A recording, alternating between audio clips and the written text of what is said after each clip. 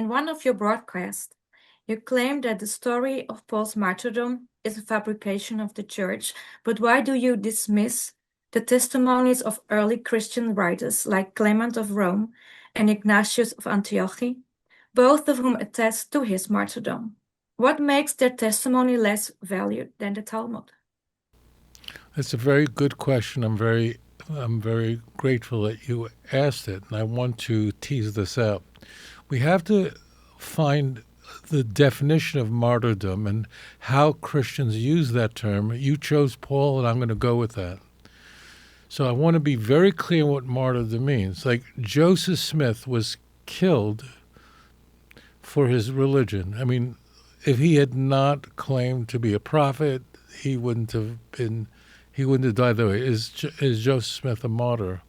If he is, and that's considered a good thing, then why don't you become Mormons? Okay, so this is not the way the church is using it. And I want to be very clear in how the argument that Christians make when they say that Paul was a martyr, or Paul and Peter were martyrs, or almost all disciples were martyrs, with the exception of John.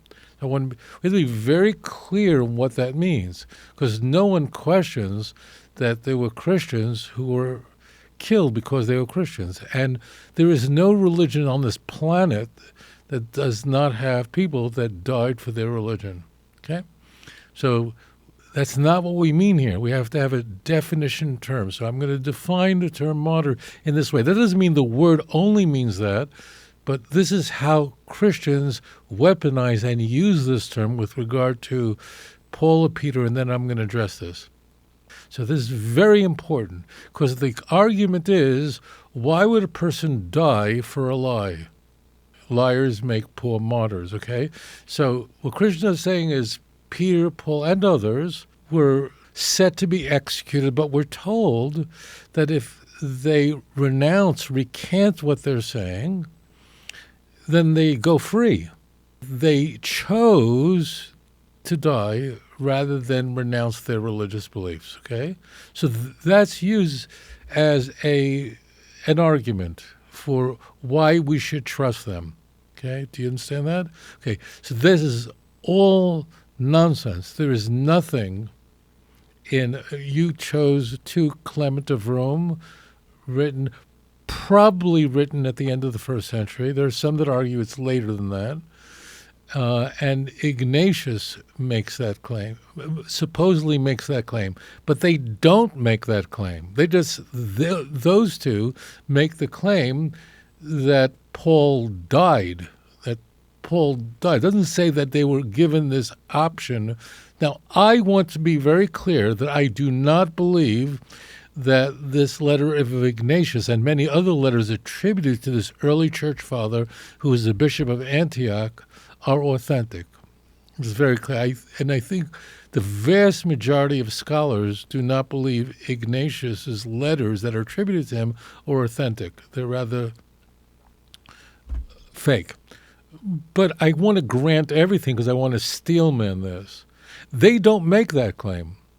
Moreover, if Paul was offered to live, if he just recants his claim and chose to die, why didn't they say that? Now, Irenaeus, for instance, in his work against heresies in chapter 3, just says that what I believe happened is that Paul went to Rome, wasn't executed, and moved on to Spain. And in the book of Romans, Paul says that after Rome, he's going on to Spain.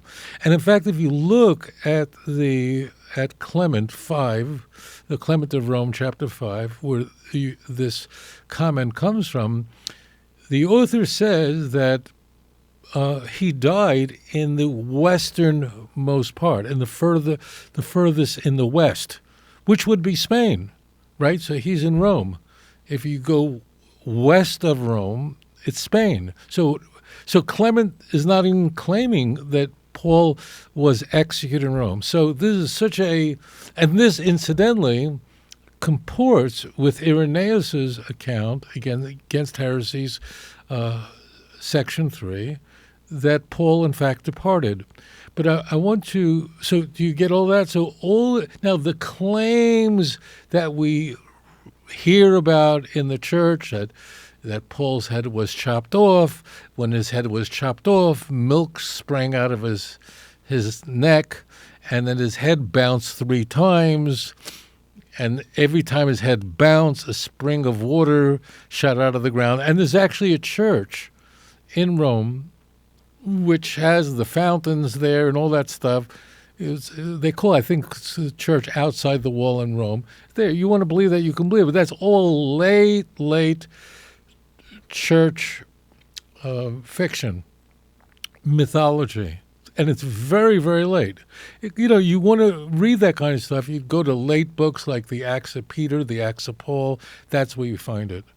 But there's actually something here that's really quite remarkable, and that is we can look at the Christian canon and see that's not the case. The book of Acts is very important to us. The book is called the Acts of the Apostles, but although it's called the Acts of the Apostles, in reality, the book really is, the last 2/3 of the book is about Paul. Okay? And Paul essentially ascends to, he's a good guy, he's the great guy, and basically once he converts to Christianity, he is perfect, unlike Peter, who makes mistakes. But Paul is just right on. Now, the key is the dating for the book of Acts conservatively means if any of you opened a Christian Bible, I don't care what Christian Bible you use, and look for the date of the book of Acts, the dating, I'm being very conservative here, I'm being very charitable here, is 85-90. Okay. There are scholars who place it in the 2nd century. I'm not doing that. Okay. Now, the claim is that Paul was killed under Nero, which means he was killed in the 60s. He was executed in the 60s. So now, just so those of you who are not familiar with the book of Acts, it ends with Paul being released from prison. Okay. Paul is released from jail. Okay. So this is what you'd have to believe. The book of Acts written,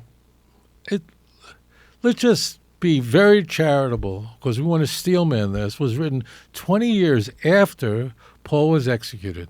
And whoever wrote the book of Acts wrote the book of Luke. We don't know who it is, written anonymously, but whoever wrote it just did not think that Paul being executed willingly for his faith was important enough to mention. And this is completely impossible to believe, and this is not proving from silence. It's just not possible. Acts would have recorded that. After all, the book of Acts and Luke Acts is very interested in martyrdom and how you're supposed to die as a martyr. In fact, we find the death of Stephen earlier on in the book of Acts. So whoever wrote Luke Acts was very interested in dying for your religion. We have in Luke Acts, James, the brother of John, the son of Zebedee, he gets killed in prison. Now, he didn't willingly die for his religion. I'm surprised you don't ask that. But it doesn't say that he was offered. So it only is the way it's set up, the way Christians are going to try to convert you to Christianity, say, look, these people were offered the option of walking away and surviving and living, or you're going to die. And they chose to die rather than walk away. So that would be interesting. That would be, it wouldn't convince me to be a Christian. Maybe they were self-deluded. There are many people who, are deluded and believe that some Hindu god appeared to them. But you at least are making the case. But then what happens is this huge claim is made, and we go, well, where's the evidence? And the evidence isn't there. It isn't in Clement of Rome. It's not there. It doesn't say they were offered this. The end of the book of John also seems to imply that Peter is taken against his will one day, so it might imply that Peter would die, but against his will, not that he would have the choice. And the book of Acts is clear that Paul didn't die for his religion, because why are we not told that? Why are we just told that he was freed from prison? Ignatius, which I don't think is authentic at all, but Ignatius doesn't say that Paul was offered one or the other and chose to die rather than to live. So be very careful with the word martyrs, because what does that mean? the people were killed for their religion. That's entirely possible. That we could be certain that Christians were executed by Nero because of what Tacitus says in the 2nd century. We can be fairly confident of that. But they willingly died rather than just renounce it. That's really a very silly argument, and it's based on much, much later mythology that emerges from the church centuries after the supposed event. Thank you for your question. If you enjoyed this program, please like and subscribe.